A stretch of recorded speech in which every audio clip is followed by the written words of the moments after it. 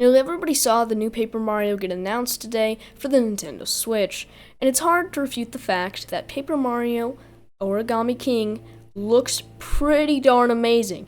I was looking at it myself and I kept rewatching it, watching different videos on it, so we're not here to talk about how amazing the game looks and it's a return to form for the series, but also keeping some of the elements that made Color Splash playable. We're here to talk about that last few seconds of the trailer, where Samus, his helmet, was on Mario's head. And I know that sounds weird, but it has a very important meaning, I believe.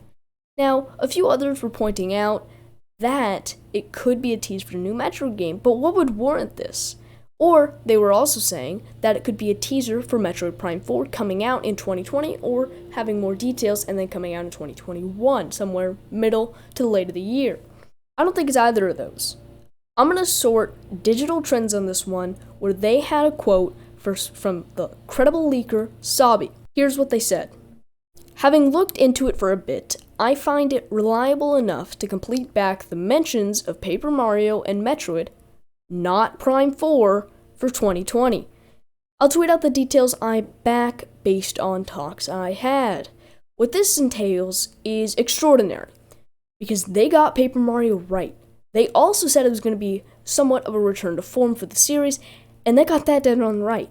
If they can get Paper Mario coming out in this year, looking great, having a dark storyline, and returning themes from the original games, then why won't they get Metroid right? This was part of the same leak. It wasn't separate leaks by the same person at different times. It was at the same leak, same tweet, same everything, which means if one's right, the other is right as well. And I know some people are really bummed out that there's probably not going to be a Nintendo Direct in June of 2020, and that's because that reportedly Nintendo has been telling third parties that there won't be over the summer. This is bad news for many, and me included, but it's not as bad as many think. Just because there's no Nintendo Direct doesn't mean there's no new games. For decades there was no Nintendo Directs, and yet games still came out and announced, so this is what's going to happen here. It sounds like Nintendo's going to be shadow announcing these, if you will, not giving a Nintendo Direct, not giving a big presentation, but having more of spread out throughout time whenever the games are ready to be announced. And that would line up for the next announcement to be a new Metroid game. You saw Nintendo tease that. Many thought it was a short quip, but I and others think otherwise. And I am really sourcing this back to the original leak by Sabi. This is my source of evidence here, and I will link it to the description, as many say they don't get sources for evidence.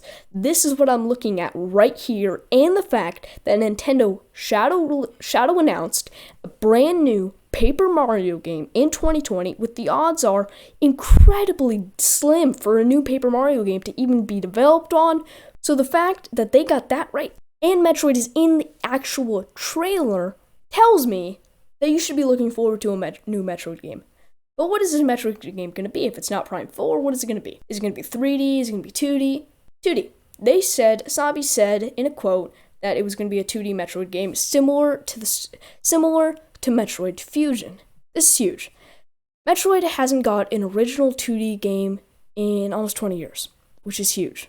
So if it's going to be in a similar vein as Metroid Fusion, I believe it'll be a continuation of the series, which is, it's just blowing my mind right now that after all this time, they're finally going to be ready to further the series, not do all these flashbacks, like Prime series is. But will this new Metroid game be great? Will it be good? Or will it be a hopeless embarrassment? If you're asking me, this is how I think things are going to pan out.